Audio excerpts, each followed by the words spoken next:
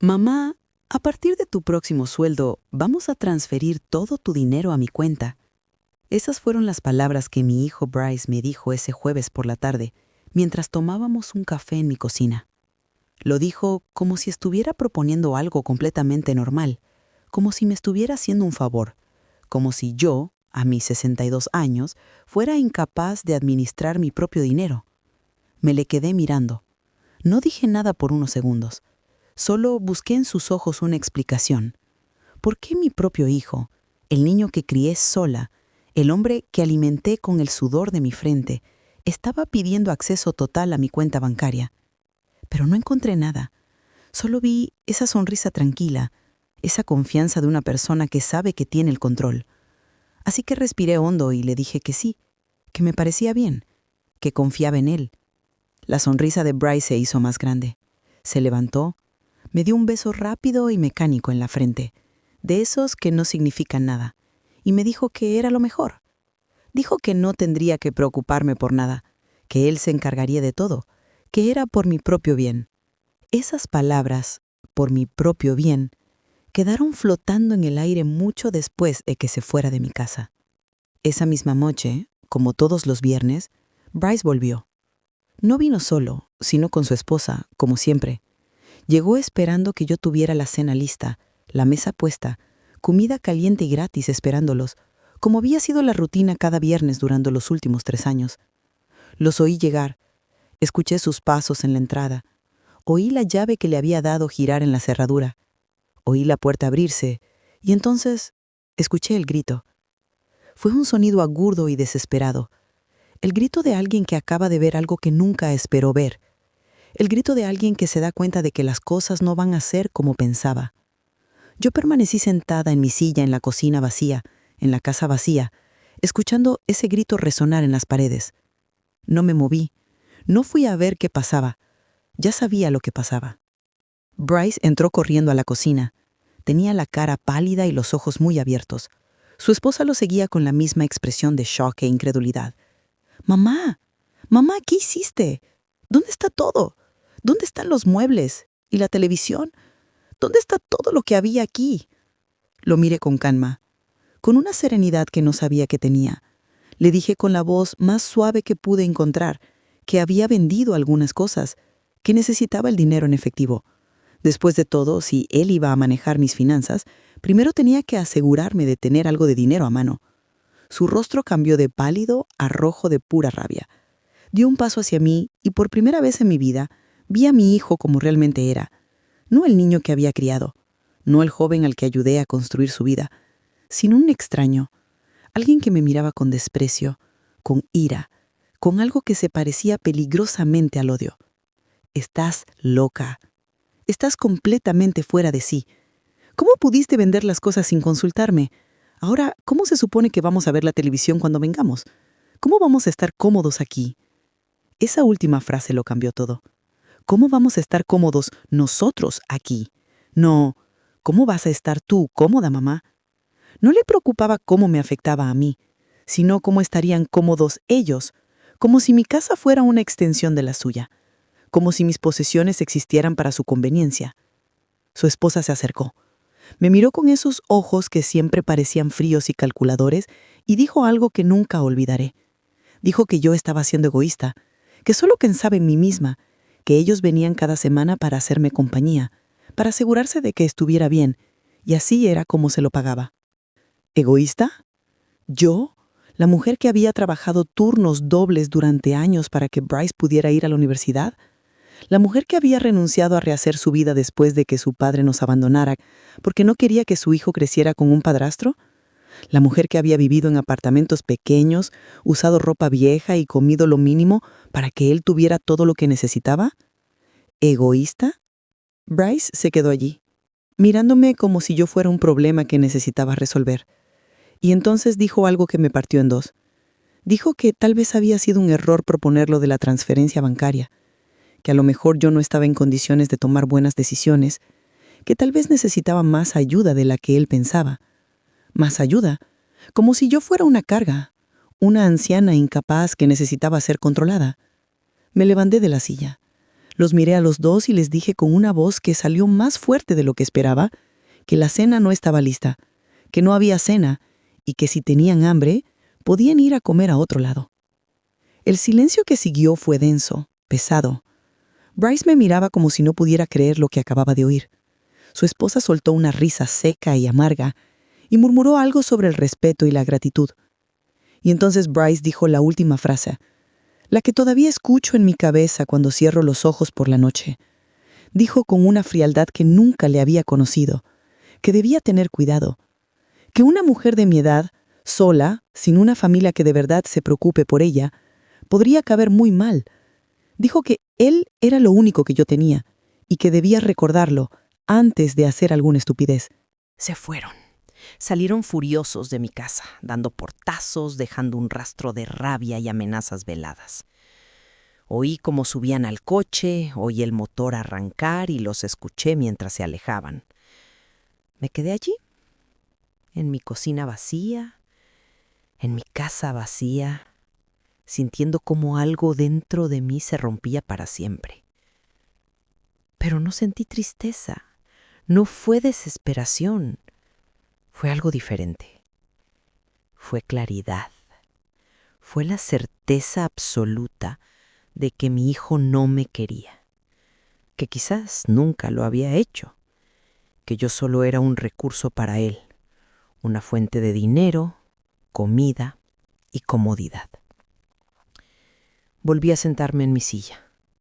Miré las paredes desnudas de mi sala, miré los espacios vacíos donde antes estaban los muebles que había comprado con mi trabajo y esfuerzo. Y por primera vez en mucho, mucho tiempo, sonreí. Porque Bryce no sabía algo. No sabía que yo no había vendido los muebles por dinero. Los había vendido para enviar un mensaje, para ver cómo reaccionaría, para confirmar lo que ya sospechaba en el fondo de mi corazón. Y él había reaccionado exactamente como esperaba, con rabia, con indignación, con la actitud de alguien que se siente con derecho sobre las cosas de otra persona. Esa noche, sentada en la oscuridad de mi casa vacía, tomé una decisión. No iba a gritar, no iba a llorar, no iba a suplicar. Iba a hacer algo mucho más poderoso. Iba a observar. Iba a esperar.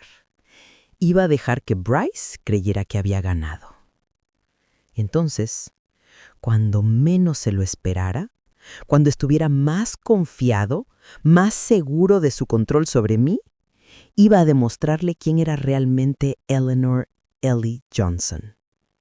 No la madre sumisa que creía conocer, sino la mujer que había sobrevivido a un matrimonio roto, a la pobreza y a un trabajo agotador. La mujer que sabía exactamente cómo protegerse. La mujer a la que nunca debió haber subestimado. Hubo un tiempo en que creí que ser madre era suficiente, que el amor que daba me sería devuelto de forma natural, como si fuera una ley universal que los sacrificios que hacía cada día construirían algo sólido, algo inquebrantable entre mi hijo y yo. Qué equivocada estaba. Bryce nació en una noche de tormenta hace 34 años. Su padre, el hombre que me había prometido una vida juntos, se fue cuando el niño apenas tenía 2 años. Dijo que no estaba listo para ser padre, que necesitaba encontrarse a sí mismo y que algún día lo entendería. Nunca lo entendí, pero tampoco esperé a que volviera. Me quedé sola con un niño pequeño, un apartamento de 2 habitaciones que apenas podía pagar y un trabajo de secretaria con el que ganaba $800 al mes. No era suficiente, nunca era suficiente. Así que conseguí un segundo trabajo limpiando oficinas por la noche. Dejaba a Bryce con mi vecina, la señora Bertha Washington, una mujer mayor que me cobraba $50 a la semana por cuidarlo. Trabajaba de 7 de la mañana a 6 de la tarde en la oficina. Llegaba a casa, le daba de comer a Bryce, lo bañaba, lo acostaba y luego salía otra vez a las 9 de la noche para limpiar edificios hasta las 2 de la madrugada. Dormía 4 horas y empezaba de nuevo. Hice esto durante años, tantos que perdí la cuenta. Recuerdo que Bryce siempre quería las zapatillas de marca que usaban los otros niños en la escuela. Costaban $100. Yo ganaba quizás $1,200 al mes entre mis 2 trabajos. $100 era casi todo el dinero que tenía para la compra de 2 semanas. Pero se las compré. No quería que mi hijo se sintiera menos que nadie. Quería que supiera que su madre haría cualquier cosa por él. Comí arroz y frijoles durante todo un mes para pagar esas zapatillas. Cuando Bryce cumplió 18 años, quiso ir a una universidad privada que costaba $10,000 al año. Yo no tenía ese dinero. No tenía ni una décima parte de ese dinero. Pero fui al banco y pedí un préstamo. Me endeudé por 4 años completos de educación, que terminé de pagar a lo largo de 10 años. 10 años pagando un préstamo para que mi hijo pudiera tener un título universitario. Se graduó, consiguió un buen trabajo, ganaba $6,000 al mes, el doble de lo que yo ganaba después de 30 años trabajando, y yo estaba feliz. Pensé que por fin podía construir su vida. Pensé que por fin había hecho bien mi trabajo como madre. Pero Bryce no se mudó inmediatamente. Dijo que quería ahorrar dinero, que quería tener una base sólida para independizarse. Yo le dije, claro, esta es tu casa. Puedes quedarte todo el tiempo que necesites. Se quedó 5 años más. 5 años en los que seguí trabajando en mis 2 empleos. 5 años en los que pagué el alquiler, compré la comida y cubrí los servicios. 5 años en los que Bryce ahorró hasta el último centavo de su sueldo porque no tenía que pagar nada. Cuando finalmente se fue, no fue para alquilar un apartamento, fue para comprar una casa. Una casa de $300,000 que pagó al contado porque había ahorrado todo su dinero durante esos 5 años viviendo gratis en mi casa. Estaba orgullosa. Le dije que estaba orgullosa. Y lo estaba. Pensé que había hecho bien en ayudarlo. Pensé que ahora que tenía su propia casa, tal vez podría ayudarme a mí. Tal vez podría trabajar menos. Tal vez podría descansar un poco. Pero eso nunca pasó. Bryce se casó 2 años después de mudarse. Su esposa era una mujer elegante, de esas que siempre vestían bien, siempre llevaban las uñas perfectas y siempre hablaban con un tono que sonaba educado, pero que escondía cierta frialdad. Noté desde el principio que me miraba de forma diferente, como si yo fuera de alguna manera inferior, como si no entendiera por qué Bryce venía de donde venía. En la boda, que costó $30,000, me sentaron en una tabla de atrás, no en la mesa principal con la familia. Bryce me explicó que era porque había mucha gente importante, clientes de su trabajo, y necesitaban esas mesas para ellos. Yo dije que lo entendía. Sonreí en las fotos, bailé cuando me lo pidieron y volví a casa sola esa noche, sintiéndome extrañamente vacía. Después de la boda, las visitas de Bryce se hicieron menos frecuentes. Antes venía a verme 2 o 3 veces por semana. Después de casarse, venía una vez cada 2 semanas, luego una vez al mes, siempre con prisa, siempre mirando el teléfono, siempre con alguna excusa para irse pronto. Yo no decía nada. No quería ser la madre pesada, la madre quejona, la madre que no entendía que su hijo ahora tenía su propia vida.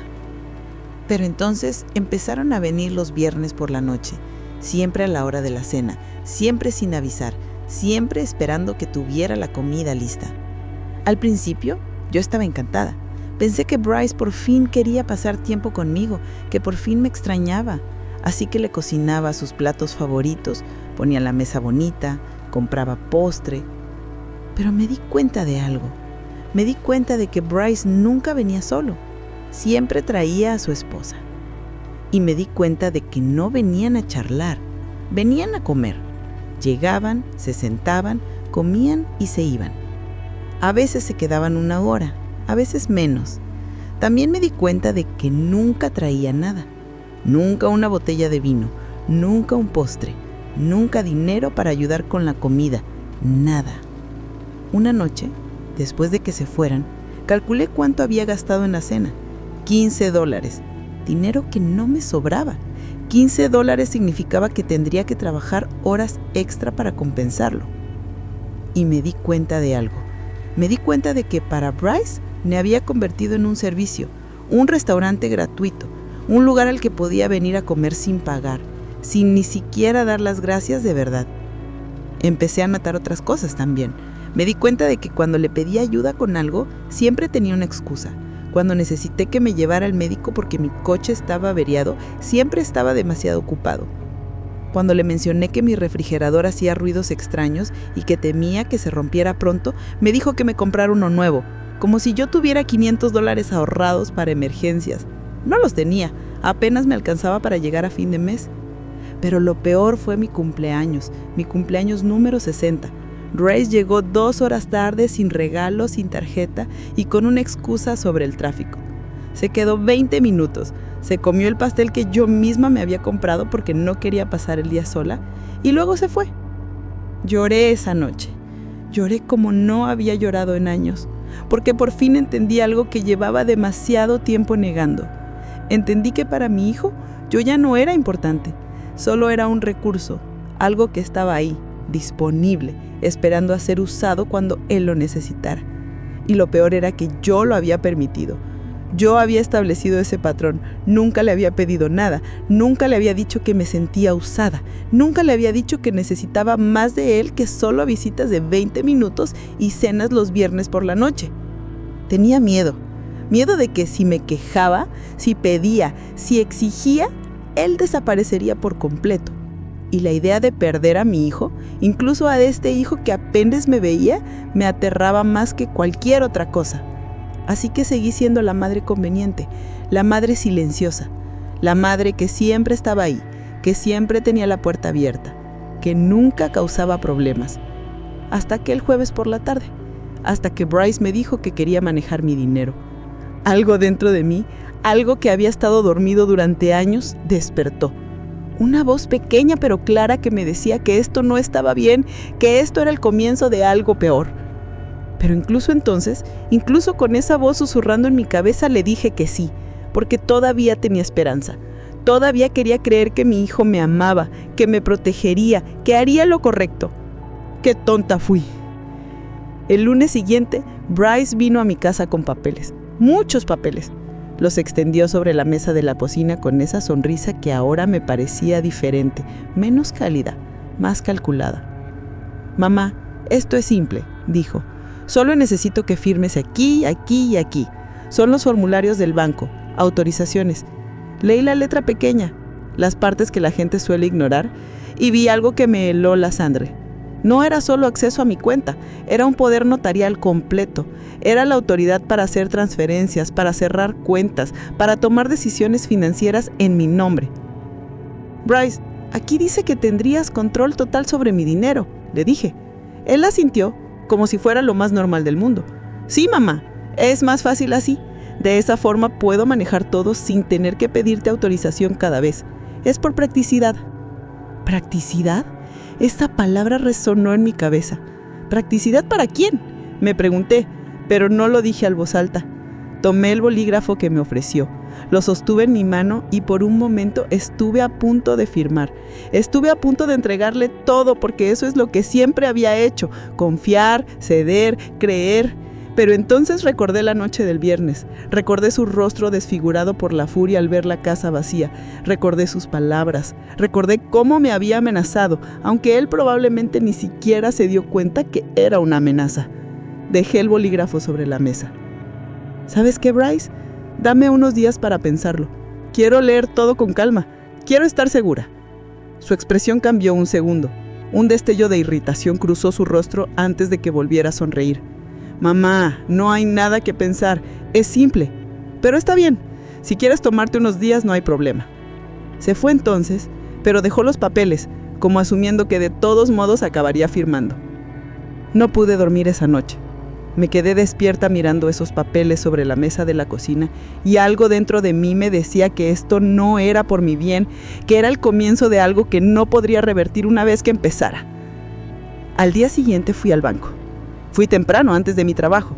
Le pedí a la cajera que revisara mi cuenta, que me mostrara todas las transacciones de los últimos 6 meses. Imprimió los papeles. Eran varias páginas. Las revisé con cuidado, línea por línea, y entonces lo vi. Lo vi y sentí que el suelo se movía bajo mis pies. Había un retiro que yo no había hecho. Un retiro de $1,200 de hacía 3 meses. $1,200 que habían salido de mi cuenta y que yo no recordaba haber sacado. Le pregunté a la cajera si podía ver más detalles. Revisó su ordenador y me dijo algo que me dejó sin aliento. Dijo que el retiro se había hecho en una sucursal al otro lado de la ciudad usando mi tarjeta de débito. Pero yo nunca había ido a esa sucursal y mi tarjeta estaba en mi cartera. Siempre había estado en mi cartera, excepto una vez. Lo recordé entonces. Recordé que hacía 3 meses Bryce había venido de visita. Yo estaba en la ducha cuando llegó. Le grité que entrara, que la puerta estaba abierta. Cuando salí me estaba esperando en la sala. Nos sentamos a charlar y en un momento dado fui a la cocina a preparar café. Mi cartera estaba en mi bolso. Mi bolso estaba en la sala, con Bryce. Sentí náuseas. Sentí que el mundo entero se inclinaba de forma extraña, porque esto solo podía significar una cosa. Significaba que mi hijo había tomado mi tarjeta, había memorizado o fotografiado los números y había retirado dinero de mi cuenta sin mi permiso. Le pregunté a la cajera si había alguna forma de saber exactamente qué había pasado con ese retiro. Me dijo que tenía que presentar una reclamación formal, que el banco investigaría y que podría tardar varias semanas. Le dije que lo pensaría y salí del banco sintiendo que ya no conocía a mi propio son. Pero no presenté la reclamación. Todavía no, porque necesitaba estar segura. Necesitaba saber si esto había sido solo una vez o si había más.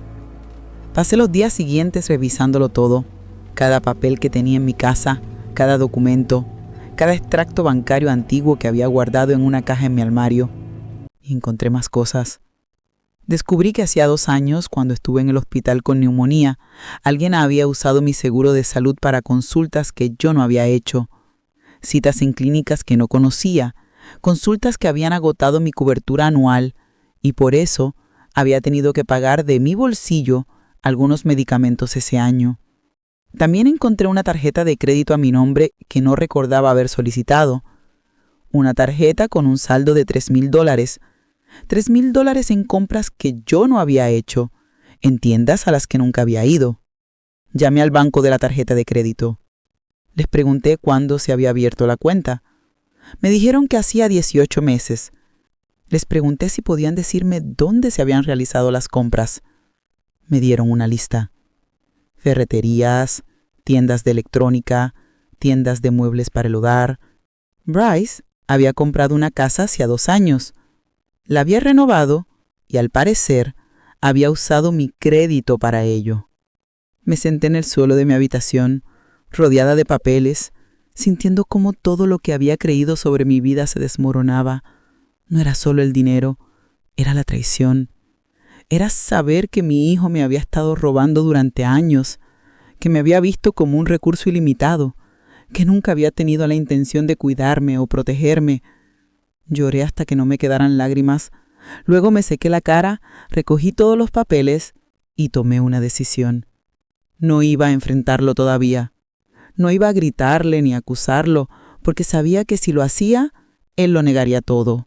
Diría que estaba confundida, diría que estaba senil, diría cualquier cosa para hacerme dudar de mi propia memoria, de mi propia cordura. No, iba a ser más lista que eso. Iba a reunir pruebas, iba a documentarlo todo. Iba a construir un caso tan sólido que no pudiera negarlo. Y solo entonces actuaría. El viernes de esa semana Bryce volvió como siempre, a la hora de la cena, como siempre, esperando que tuviera la comida lista. Pero esta vez había cocinado diferente. Había preparado su plato favorito, pollo con arroz. La misma comida que solía hacerle cuando era niño y volvía triste de la escuela. el plato que le decía cuánto lo quería, sin necesidad de palabras. Se sentó a la mesa con su esposa. Comieron, hablaron de cosas superficiales, el trabajo, el tiempo, la nueva película que querían ver. Los observaba. Los observaba como si los estuviera viendo por primera vez y me di cuenta de algo.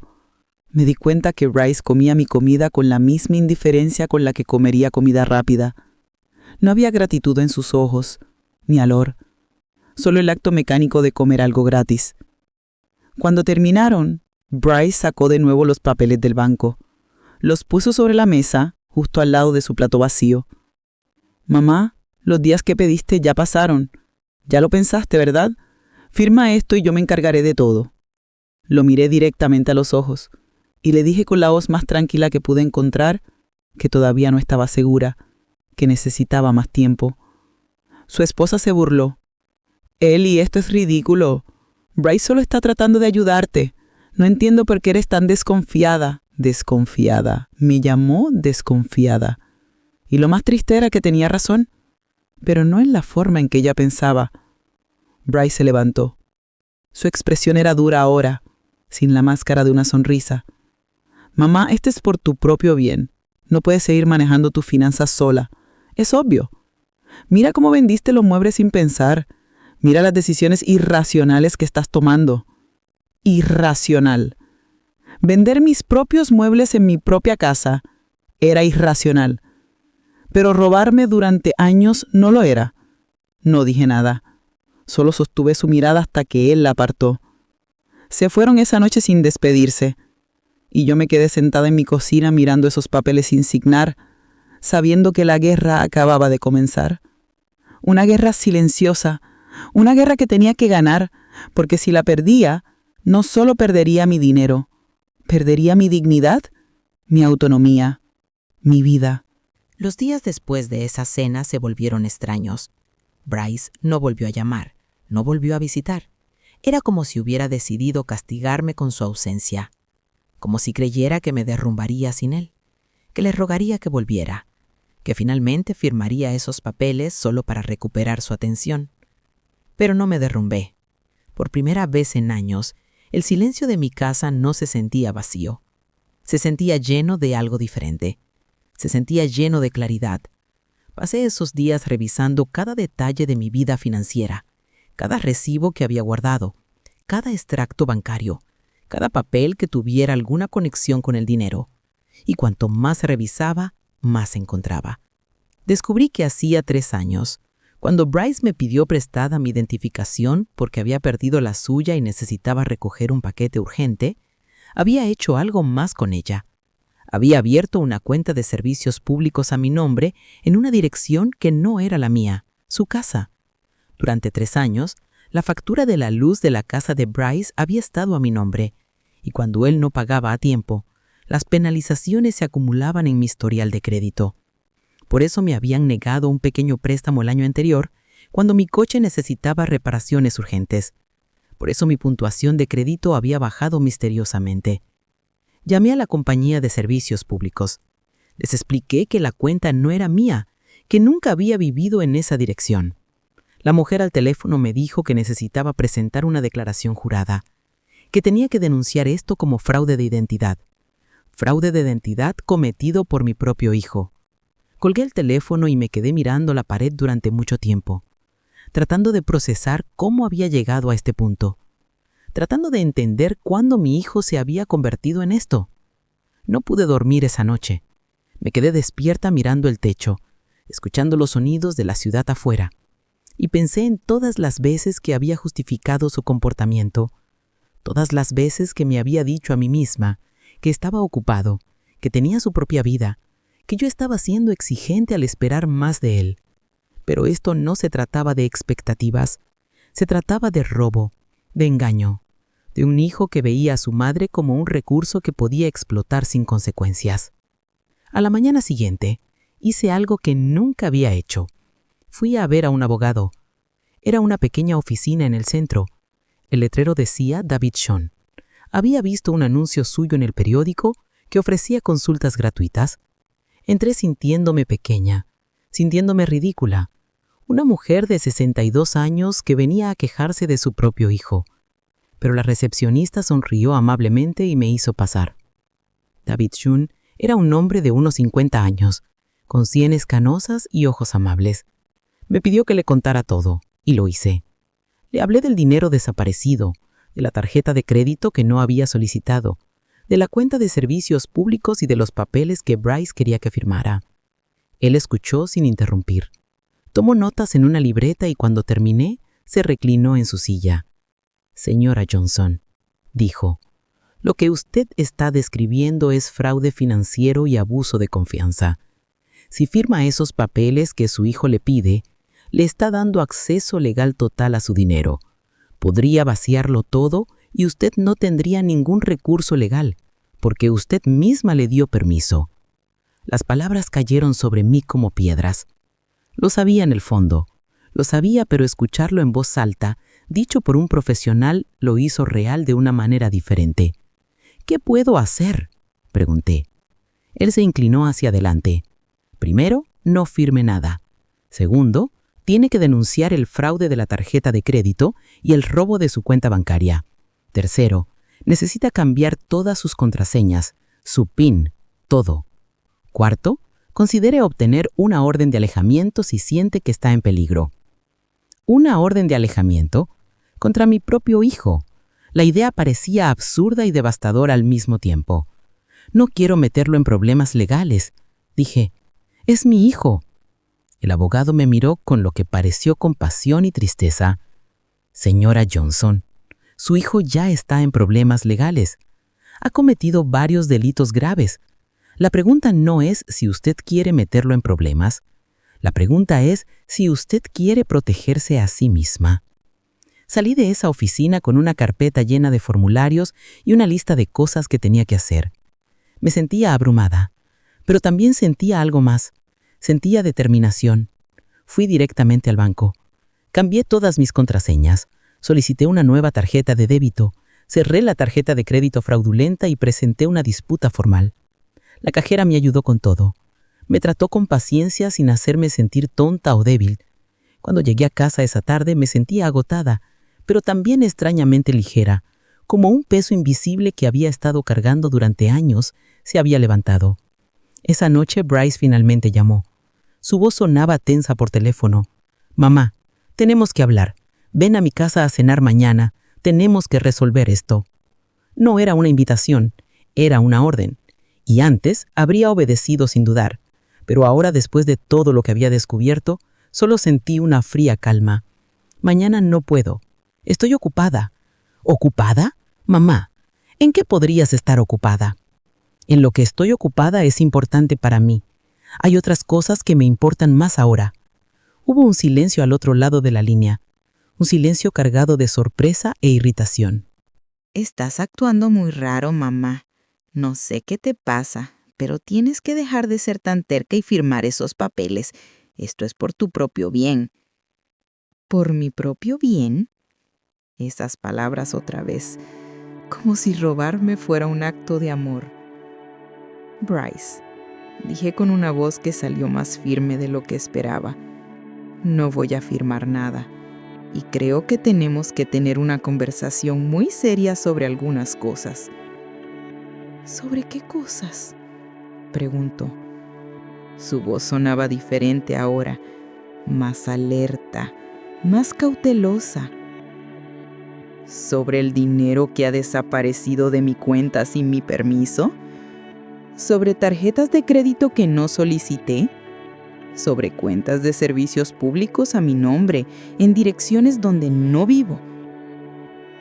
El silencio que siguió fue absoluto, tan denso que casi podía sentirlo a través del teléfono. «No sé de qué estás hablando», dijo finalmente. Su voz sonaba controlada, pero pude detectar el pánico debajo. «Creo que sí lo sabes», le dije, «y creo que tienes que pensar muy cuidadosamente en lo que vas a decir a continuación». «Mamá, estás delirando. Estás confundida. Tal vez necesites ver a un médico». Ahí estaba la carta que sabía que jugaría. La de hacerme parecer senil, confundida, incapaz.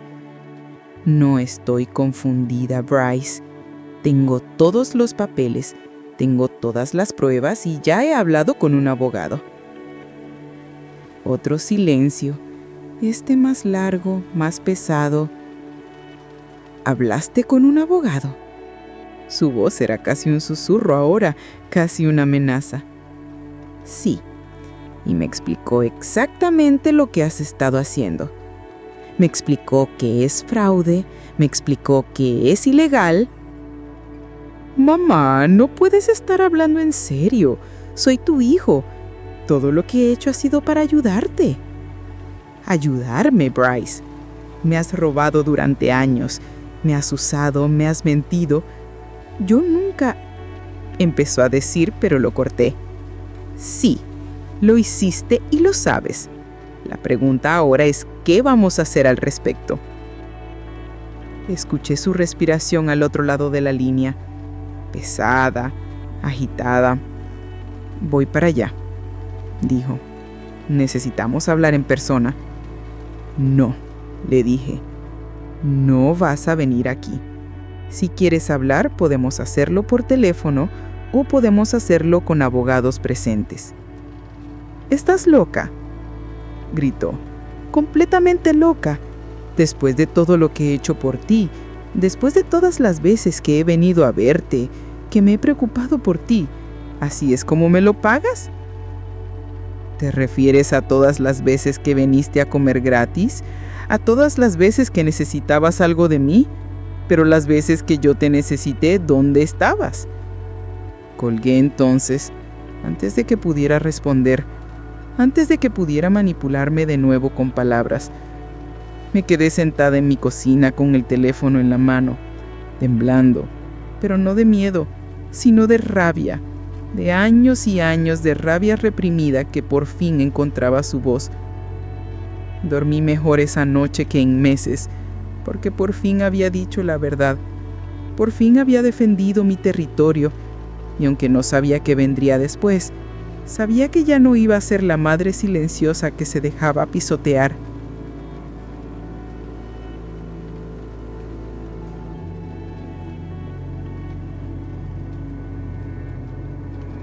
A la mañana siguiente, me desperté con una claridad que no había sentido en años. Era como si una espesa niebla se hubiera levantado de mi mente y ahora podía verlo todo con una nitidez casi dolorosa. Sabía lo que tenía que hacer. Sabía que no podía detenerme ahora. Después de desayuno, tomé mi bolso y salí de casa. Tenía una lista mental de todos los lugares que necesitaba visitar, todos los cabos sueltos que necesitaba atar. Si Bryce pensaba que yo era una anciana confundida e indefensa, estaba a punto de descubrir cuán equivocado estaba. Mi primera parada fue al banco principal donde tenía mi cuenta de ahorros, no la cuenta corriente donde recibía mi sueldo, sino la otra, la que había abierto hacía 30 años cuando todavía tenía sueños de comprar una casa propia algún día. Tenía $20,000 ahorrados ahí. No era mucho después de toda una vida de trabajo, pero era mío. Le pedí al manejador que cerrara la cuenta. Me preguntó si estaba segura, si había algún problema. Le dije que solo quería hacer algunos cambios. Me dio el cheque de caja y me recomendó que abriera una cuenta en otro banco por mayor seguridad. Seguí su consejo. Fui a un banco diferente, uno al otro lado de la ciudad, uno donde Bryce nunca había estado conmigo. Abrí una nueva cuenta, una cuenta que solo yo conocía, una cuenta donde él nunca podría encontrar mi dinero. Luego fui a la compañía de servicios públicos. Presenté todos los documentos que el señor Chung me había ayudado a preparar. La declaración jurada, la copia de mi identificación, la prueba de que nunca había vivido en la dirección donde estaba registrada la cuenta. La mujer que me atendió revisó todo y me dijo que iniciarían una investigación, que la cuenta se transferiría al nombre correcto o se cerraría, y yo ya no sería responsable. Sentí como si me hubieran quitado una cadena invisible de los hombros. Sentí la rabia subir de nuevo por mi garganta como bilis. Marqué cada elemento fraudulento con un rotulador. Llené los formularios de disputa uno por uno, con una letra clara y firme. Cuando salí de esa oficina, eran casi las 3 de la tarde. No había comido nada desde el desayuno, pero no tenía hambre. Tenía algo más fuerte que el hambre. Tenía un propósito. Entonces fui a casa de mi vecina, la señora Bertha Washington. Tenía 70 años y había vivido en el edificio desde antes que yo. Habíamos sido amigas durante décadas, aunque nos habíamos distanciado en los últimos años. Había estado tan centrada en Bryce, tan consumida en tratar de mantener esa relación, que había descuidado otras conexiones. Llamé a su puerta. Abrió con sorpresa en su rostro. ¡Ellie! ¡Qué sorpresa! ¡Entra, entra! Entramos en su sala. Me ofreció un café y acepté. Nos sentamos y me miró con esos ojos sabios que habían visto mucho en la vida. «Te ves diferente», dijo. «No sé qué es, pero hay algo diferente en ti». Y entonces se lo conté todo. Le hablé de Bryce, del dinero, de la traición, de todo lo que había descubierto. Hablé durante casi 1 hora sin parar, y ella escuchó sin interrumpir, asintiendo de vez en cuando con una expresión que mezclaba tristeza y algo que parecía reconocimiento. Cuando terminé, suspiró profundamente. Ellie, sabía que algo no andaba bien. Lo veía cada viernes cuando venía. La forma en que te trataba, como si fueras un servicio. Pero no dije nada porque no era mi lugar. Pero me alegro de que por fin estés viendo la verdad. Me tomó la mano. Sus dedos estaban fríos, pero su agarre era firme. «Necesito pedirte un favor», le dije. «Necesito que seas mi testigo. Necesito que si Bryce viene y trata de decir que estoy confundida, que estoy senil, tú puedas confirmar que no es cierto, que estoy en pleno uso de mis facultades». Ella sintió sin dudar. «Por supuesto. Y más que eso, si necesitas un lugar donde quedarte, si alguna vez no te sientes segura en tu casa, mi puerta está abierta». Esas palabras me llenaron de una gratitud tan profunda que casi me hicieron llorar, pero no lloré. Ya había llorado suficiente. Ahora era el momento de actuar. Esa noche de vuelta en mi casa, organicé todos los documentos que había reunido. Los puse en una carpeta grande. Hice copias de todo, guardé los originales en un lugar seguro y dejé las copias en la carpeta. Si algo me pasaba, si Bryce intentaba hacer cualquier cosa, habría evidencia, habría pruebas. También escribí una carta detallando todo lo que había descubierto, todo lo que Bryce había hecho. La metí en un envuelvo cerrado con instrucciones de que solo se abriera en caso de emergencia. Se la di a la señora Bertha para que la guardara. Me estaba preparando como un general se prepara para la batalla, porque sabía que Bryce no iba a dejar esto así. Sabía que vendría, que intentaría manipularme, convencerme, hacerme dudar de mí misma. Pero yo ya no era la misma mujer que había sido hace 2 semanas. Esa mujer había muerto la noche que Bryce me amenazó en mi propia cocina. La mujer que era ahora era diferente. Era más fuerte, más clara, más decidida. El miércoles por la tarde, mientras preparaba un té, oí un coche detenerse frente a mi edificio.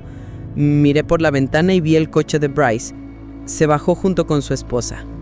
Parecían decididos. Venían a enfrentarme. Respiré hondo. Dejé mi taza de té y esperé.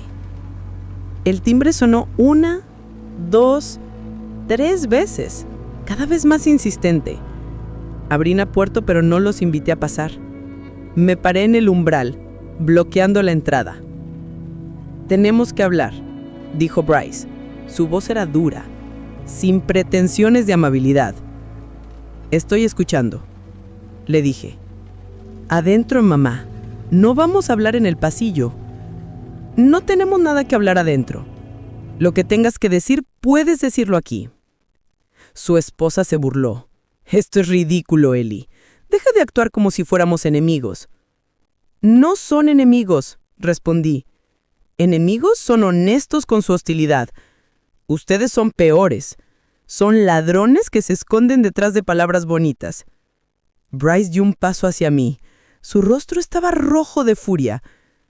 ¿Cómo te atreves? Después de todo lo que he hecho por ti. ¿Todo lo que has hecho por mí, Bryce? Tengo los registros. Tengo las pruebas. Sé exactamente cuánto dinero me has robado. Sé de las cartas de crédito fraudulentas. Sé de la cuenta de servicios públicos. Lo sé todo. Se quedó helado. Abrió su boca, pero no le salió ningún sonido. Y ahora, continué con una calma que me sorprendió hasta a mí misma. Tienes dos opciones. O me devuelves todo lo que robaste, cada centavo, o voy a la policía y presento cargos de fraude. No puedes hacer eso, dijo su esposa. ¡Es tu hijo! Precisamente por eso duele tanto, respondí, porque es mi hijo, porque le di todo y me lo pagó robándome. Bryce por fin encontró su voz. «Me lo debes», gritó. «Toda mi vida crecí sin un padre. Toda mi vida tuve que verte trabajar y estar cansada. Esa fue tu culpa. Tú elegiste tenerme. Tú elegiste quedarte sola. Yo no pedí nacer». Sus palabras cayeron como puñetazos, pero ya no dolían como antes, porque ahora podía verlas como lo que eran: justificaciones, excusas de alguien que sabía que había hecho algo imperdonable y trataba de desviar la culpa. «Tienes razón», le dije. «Yo elegí tenerte, y fue la mejor decisión de mi vida, hasta que dejó de serlo. Pero eso no te da derecho a robarme, eso no te da derecho a explotarme. Yo no robé nada, solo tomé lo que se me debía». «No se te debía nada, Bryce. Te di todo lo que necesitabas cuando eras un niño.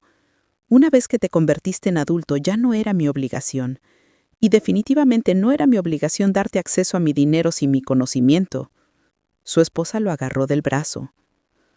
«Vámonos. No vale la pena, ya está perdida». «Perdida». Qué elección de palabras tan interesante. Como si yo fuera la que estaba equivocada, como si defender mi propio dinero y mi dignidad fuera una locura. Se fueron. Bajaron las escaleras sin mirar atrás, y yo cerré la puerta, sintiéndome extrañamente en paz. Esa noche me llamó el señor Chong. Me dijo que los bancos habían confirmado el fraude, que la deuda de la tarjeta de crédito sería cancelada, que estaban investigando los retiros no autorizados y que tenía un caso sólido si decidía presentar cargos criminales. Le di las gracias y colgué. Me senté en mi sala de estar vacía, en mi casa que ya no tenía televisión ni muebles elegantes, y por primera vez en mucho tiempo me sentí rica. Rica en algo que el dinero no podía comprar. Rica en dignidad, en fuerza, en la certeza de que estaba haciendo lo correcto. Los comentarios en esa publicación fueron aún más abundantes que los anteriores. Docenas de personas expresando su apoyo, diciéndole lo valiente que era por poner esos límites, compartiendo sus propias historias de relaciones familiares difíciles, validando por completo su versión inventada de los hechos.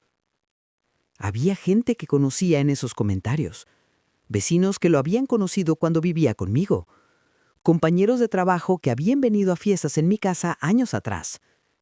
Todos ellos ofreciendo palabras de aliento y solidaridad sin la más mínima idea de que la persona de la que supuestamente necesitaba protegerse era la misma mujer que había trabajado en 2 empleos durante años para darle la educación que ahora usaba para conseguir su trabajo bien pagado. Durante varios días observé este espectáculo digital en silencio, sin comentar, sin reaccionar públicamente de ninguna manera, porque algo en mí sabía que ese era exactamente el juego al que Bryce estaba jugando. Si respondía emocionalmente, estaría cayendo en su trampa, dándole más munición para su narrativa de que yo era la madre inestable y problemática de la que necesitaba distanciarse. Pero cada nueva publicación, cada nuevo comentario de apoyo que recibía de gente que no sabía la verdad, era como una pequeña herida que se abría en lo profundo de mi ser. No porque me importara lo que esa gente pensara de mí en específico, sino porque me dolía ver lo fácil que la gente creía una historia bien contada sin cuestionar si podría haber otra cara de los hechos. La gota que colmó el vaso llegó cuando Bryce publicó una historia en su cuenta mostrando la casa que él y su esposa habían comprado, exhibiendo las renovaciones que habían hecho, los muebles nuevos que habían adquirido, el jardín perfectamente diseñado, todo presentado como el fruto de su duro trabajo y dedicación. No había ni una sola mención al hecho de que una parte significativa de todo eso había sido pagada con dinero que no era suyo, con crédito que había sido obtenido fraudulentamente usando mi información personal. Lo exhibía todo con tanto orgullo, tanta satisfacción, como si de verdad creyera que se lo había ganado él mismo, como si hubiera olvidado por completo o simplemente no le importara que cada ladrillo de esa casa estaba parcialmente construido sobre el sacrificio y el robo a su propia madre. Lo veía vivir su vida en esas pequeñas ventanas digitales y me preguntaba cómo era posible que alguien durmía por la noche sabiendo lo que había hecho. ¿Cómo era posible mantener esa fachada de persona exitosa y éticamente correcta mientras cometía fraude y robo contra la persona que le dio la vida? Me preguntaba si alguna vez sentía culpa, si alguna vez, en medio de una de esas cenas elegantes en restaurantes caros o durante uno de esos entrenamientos en el gimnasio, se detenía un momento y pensaba en su madre, sentada sola en una casa vacía después de haber vendido sus muebles solo para poder comer, porque su propio hijo la había estado robando sistemáticamente durante años. Pero mirando sus publicaciones, viendo la facilidad con la que construía y mantenía esta imagen pública perfecta, llegué a entender algo fundamental sobre Bryce, algo que quizás siempre había sabido en algún nivel, pero que nunca había querido admitir del todo. Y era que mi hijo había desarrollado la habilidad de crear realidades paralelas en su mente. En una realidad, podía ser simultáneamente el hijo abandonado que merecía compensación y el hombre exitoso que había construido todo por sí mismo. En otra, podía justificar el robo como algo que se le debía por derecho, mientras se presentaba públicamente como una víctima de la toxicidad familiar. Era una forma de disonancia cognitiva tan profunda que casi parecía que él realmente creía sus propias mentiras, como si hubiera construido una narrativa tan elaborada en su cabeza que la línea entre la verdad y la ficción se había borrado por completo. Y mientras observaba todo esto desde la silenciosa distancia de mi casa vacía, algo dentro de mí se endureció aún más de lo que ya estaba. Porque ver a Bryce no solo robarme, sino también robar mi historia, invirtiendo por completo los papeles de víctima y verdugo en su presentación pública de los hechos, me hizo entender que aquí no había redención posible. No había ninguna conversación que pudiera tener con él que le hiciera ver la realidad de lo que había hecho. Él había elegido su camino, había elegido la mentira sobre la verdad, había elegido la imagen sobre la sustancia. Y yo necesitaba aceptar que el hijo que había criado y amado nunca había existido realmente de la manera en que yo creía o había sido completamente reemplazado por este extraño que podía sonreír para la cámara mientras destruía a su madre en privado, aparentemente sin sentir ningún remordimiento genuino. El momento llegó un martes por la tarde de una manera que no había planeado, pero que, en retrospectiva, me di cuenta de que había sido inevitable desde el principio, porque la verdad siempre encuentra su camino a la luz, no importa cuántas capas de mentiras se apilen tratando de mantenerla enterrada. Estaba en la oficina del señor Chung, revisando los documentos finales del caso, cuando me informó que los bancos habían completado sus investigaciones y habían confirmado un total de $17,000 en transacciones fraudulentas a lo largo de un periodo de 3 años. Una suma que me dejó sin aliento, no tanto por el número en sí, sino por lo que representaba en términos de planificación y premeditación. No había sido un error o un momento de debilidad, sino una operación sistemática y deliberada de robo que había requerido un esfuerzo y dedicación constantes por parte de Bryce. El abogado me explicó que con estas pruebas tenía más que suficiente para presentar cargos penales, pero que también había otra opción que quizás quisiera considerar antes de tomar esa decisión final. Esa opción era enviar una carta de demanda formal a Bryce, dándole la oportunidad de devolver el dinero robado y compensar los daños antes de proceder con acciones legales más severas. Me dijo que esto era una cortesía que muchas víctimas de fraude familiar ofrecían, porque entendían que, por muy grave que fuera el delito, seguían existiendo lazos familiares que complicaban la situación de formas que no se aplicaban a los casos de fraude cometidos por extraños. Pero también me advirtió que esta cortesía podría ser vista como una debilidad por el perpetrador y que necesitaba estar preparada para la posibilidad de que Bryce respondiera no con gratitud o remordimiento, sino con más manipulación y negación. Lo pensé durante varios minutos, sentada en la oficina del abogado, mirando todos los documentos esparcidos sobre el escritorio que detallaban meticulosamente cada transacción fraudulenta, cada cuenta no autorizada, cada mentira que mi hijo había construido cuidadosamente durante años. Y me di cuenta de que una parte de mí todavía albergaba una pequeña e irracional esperanza de que si Bryce se enfrentaba a las pruebas irrefutables de lo que había hecho, tal vez algo en él despertaría. Tal vez encontraría algún vestigio de conciencia o remordimiento, o al menos el reconocimiento básico de que había cruzado una línea que no debería haberse cruzado. Esa parte de mí que todavía era su madre a pesar de todo, quería darle esa oportunidad de hacer lo correcto, de corregir su error, de demostrar que en algún lugar profundo de su ser todavía existía la persona que yo había criado con tanto amor y sacrificio. Pero había otra parte de mí, más fuerte y más clara, que sabía exactamente lo que Bryce haría con esa oportunidad. Y esa parte sabía que no lo tomaría como una muestra de clemencia, sino como una confirmación de que yo era demasiado débil para hacerle daño de verdad, que podría seguir manipulándome y controlándome porque, al final del día, yo siempre cedería porque era su madre. Y las madres siempre perdonan, siempre dan otra oportunidad, siempre eligen el amor por encima de la justicia. Esa parte de mí entendía que darle una advertencia privada solo le daría tiempo para preparar su defensa, para ocultar más pruebas, para construir una narrativa de victimización aún más elaborada que podría usar públicamente para destruir mi credibilidad antes de que yo pudiera actuar. Le dije al señor Chung que no quería enviar una carta privada, que no quería darle a Bryce la oportunidad de responder en privado, donde podría seguir controlando la narrativa y manipulando la situación a su favor. En su lugar, le pedí que preparara los documentos necesarios para presentar una demanda civil formal que se convertiría en un registro público, donde cualquiera que quisiera verificar la verdad podría hacerlo, en lugar de simplemente creer la versión de los hechos que Bryce había estado construyendo tan cuidadosamente en sus redes sociales. El abogado asintió con lo que pareció una mezcla de sorpresa y respeto, porque probablemente no esperaba que una mujer de mi edad tomara una decisión tan directa e inequívoca.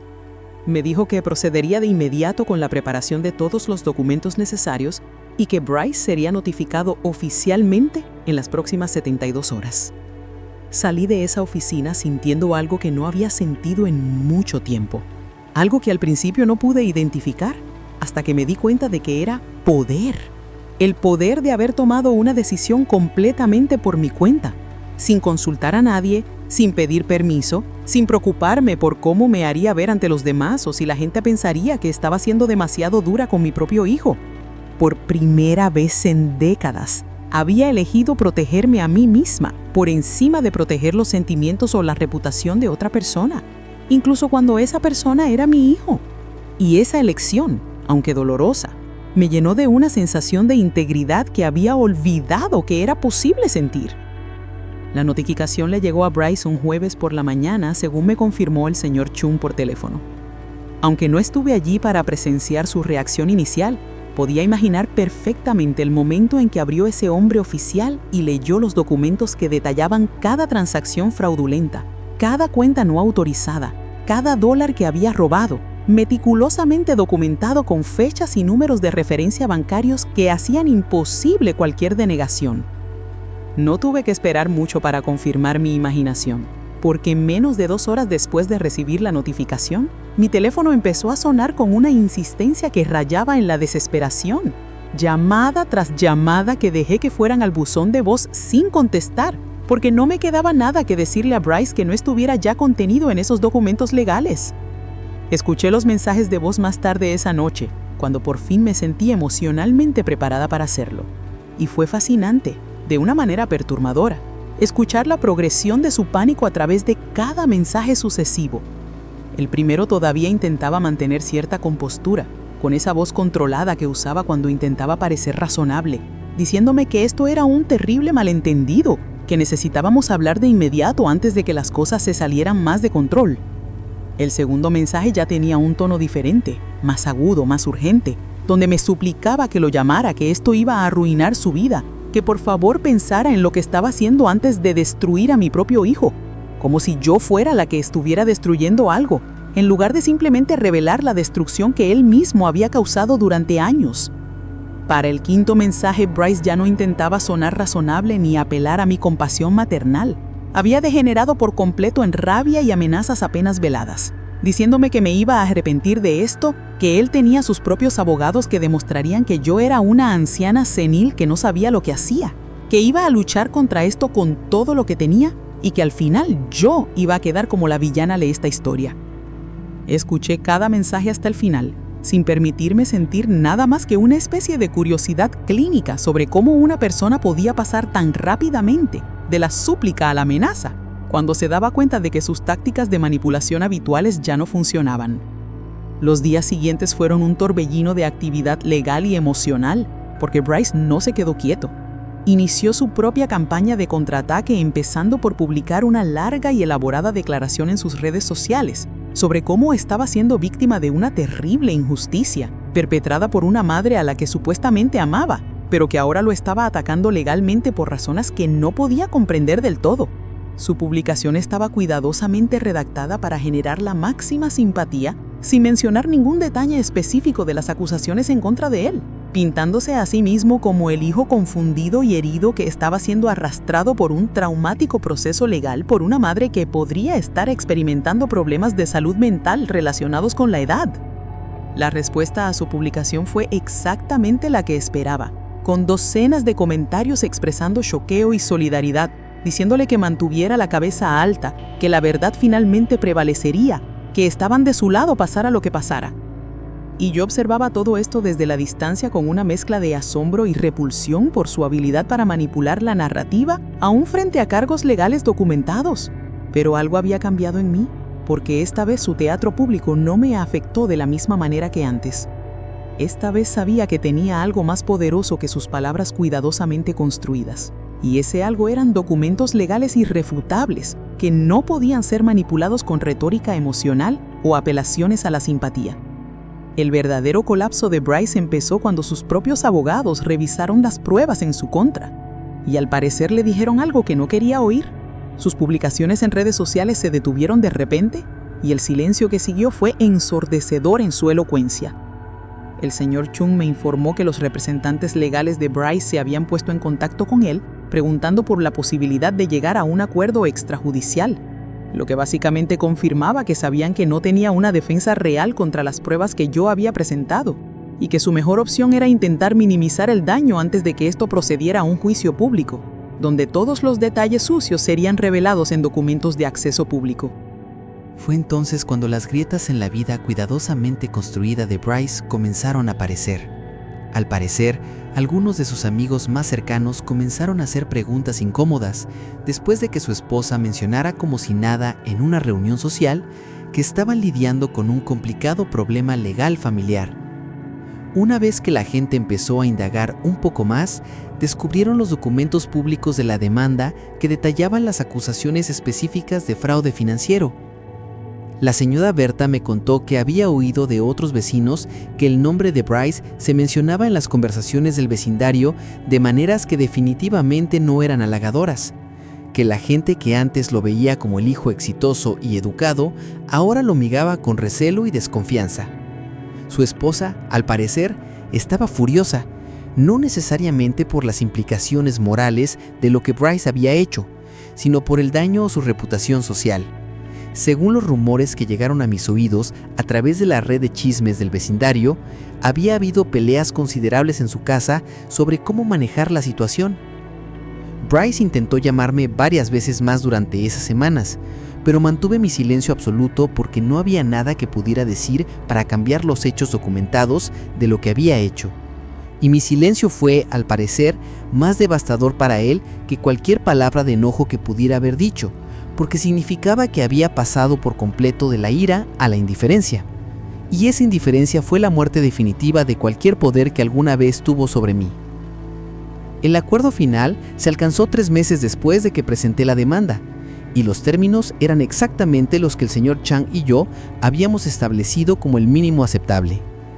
Bryce no tuvo más remedio que aceptar cuando sus propios abogados le explicaron que ir a juicio significaría no solo la revelación pública completa de todos los detalles del fraude, sino también la posibilidad muy real de cargos criminales que podrían resultar en pena de cárcel. Tenía que devolver los $17,000 completos más otros $5,000 en compensación por daños y prejuicios, además de pagar todas las tasas para limpiar mi crédito y los honorarios de mi abogado. Y todo esto tenía que ser pagado en un plazo de 6 meses, con pagos mensuales verificables, o el acuerdo se invalidaría automáticamente y los cargos criminales procederían sin más aviso.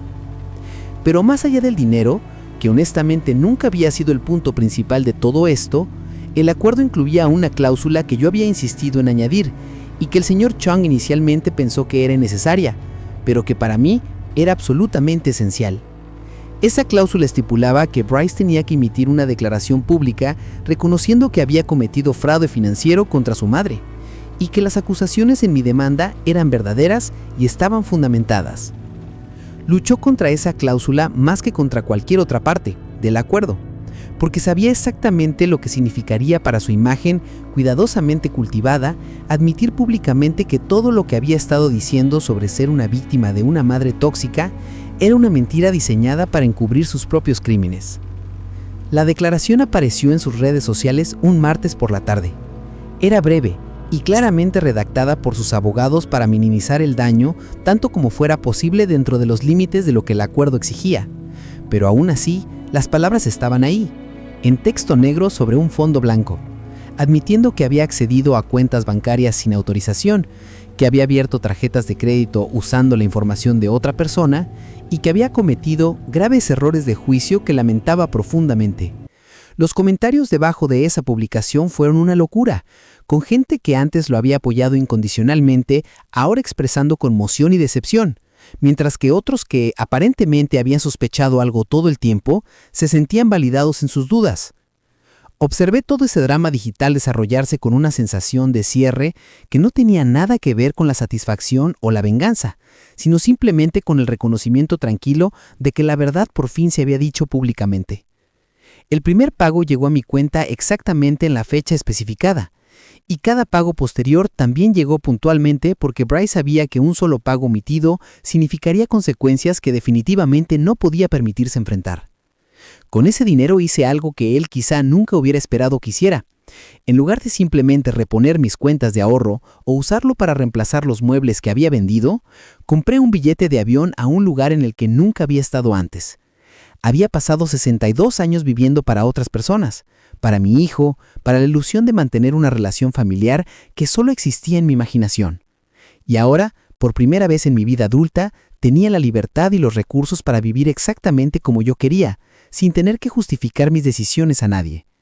Compré una casa pequeña en un pueblo costero a 3 horas de donde había vivido. Una casa con 2 habitaciones y un jardín donde por fin podría plantar las flores que siempre había querido, pero que nunca tuve tiempo de cuidar cuando trabajaba en 2 empleos. La casa costó $200,000 que pagué al contado usando una combinación de los pagos de Bryce y los ahorros que había logrado proteger en mi nueva cuenta bancaria. Y cuando firmé los papeles de la compra, sentí algo que solo podría describir como un renacimiento, porque esta casa era mía, de una manera que ningún otro lugar había sido mío antes, comprada con dinero que había sido devuelto a través de la justicia, no ganado a través de un sacrificio interminable. Bryce intentó contactarme una última vez después de que se hizo el pago final, cumpliendo por completo los términos del acuerdo. Esta vez contesté el teléfono porque sabía que no le quedaba nada que pudiera quitarme o usar en mi contra. Su voz sonaba diferente, más pequeña, más humilde, cuando preguntó si alguna vez podríamos hablar de verdad, si alguna vez habría una posibilidad de algún tipo de reconciliación. Escuché su pregunta en silencio, antes de responder con palabras que había estado preparando en mi mente durante meses. Le dije que el hijo que crié o nunca existió de verdad, o murió en algún punto del camino, reemplazado por alguien que no conocía y no quería conocer. Le dije que, aunque le deseaba paz y crecimiento en su vida, esa paz y ese crecimiento tendrían que ocurrir lejos de mí, porque había cerrado esa puerta no por odio, sino por amor propio. Hubo un largo silencio después de mis palabras, y luego un sonido que podría haber sido un sollozo o simplemente una respiración agitada antes de que colgara sin decir nada más. Y esa fue la última vez que hablé con Bryce, porque algunas puertas, una vez cerradas, necesitan permanecer cerradas, no como castigo, sino como protección. Ahora vivo en mi pequeña casa junto al mar, y paso las mañanas tomando café en mi jardín, viendo crecer las flores que planté con mis propias manos. Hay una paz en esta vida simple que nunca encontré en todos esos años de sacrificio y entrega, porque finalmente entendí que el verdadero amor comienza con uno mismo, y que ninguna relación vale la pena mantener si requiere que traiciones tu propia dignidad. A veces veo a la señora Berta, que viene a visitarme cada pocas semanas, trayendo chismes del antiguo vecindario y noticias de gente que solíamos conocer. Y me dice que me veo diferente ahora, más ligera, más viva de una manera que va más allá de lo físico. Tengo una rutina ahora que es enteramente mía. Me despierto cuando mi cuerpo quiere despertar, no cuando un despertador me obliga. Cocino comidas que me gustan, sin pensar en las preferencias de otra persona. Paso las tardes leyendo libros que siempre quise leer, pero para los que nunca tuve tiempo. Y por las noches me siento en mi pequeño porche, escuchando el sonido lejano de las olas y sintiendo una profunda gratitud, no por lo que tengo en términos materiales, sino por lo que finalmente entendí sobre mi propio valor. Esta es mi victoria, no en el dinero recuperado o en la admisión pública de Bryce, sino en el hecho de que me recuperé a mí misma de décadas de condicionamiento que me habían enseñado que el valor de una madre se medía solo por cuánto podía dar y cuánto podía soportar. Aprendí que decir no es un acto de amor propio, que poner límites no es crueldad, sino necesidad, y que proteger tu paz no es egoísmo, sino sabiduría. Y ahora vivo cada día como un testimonio de esas lecciones aprendidas demasiado tarde, pero no demasiado tarde para que importen. Cerré esa puerta a Bryce no por venganza, sino por dignidad. Y esa distinción marca toda la diferencia, porque significa que gané no haciéndolo mi enemigo, sino simplemente negándome a seguir siendo mi propia víctima. ¿Te gustó mi historia? ¿Y desde qué ciudad me estás escuchando? Encontrémonos en los comentarios. Si te gusta la historia, puedes apoyarme enviando un súper gracias para que pueda seguir trayendo más historias como esta. Muchas gracias por tu dulce apoyo. Espero con ansias tus comentarios sobre la historia. En la pantalla puedes ver 2 nuevas historias de vida que te recomiendo mucho. Hay mucho más en mi canal. No olvides suscribirte. Nos vemos en la próxima historia de vida. Con amor y respeto.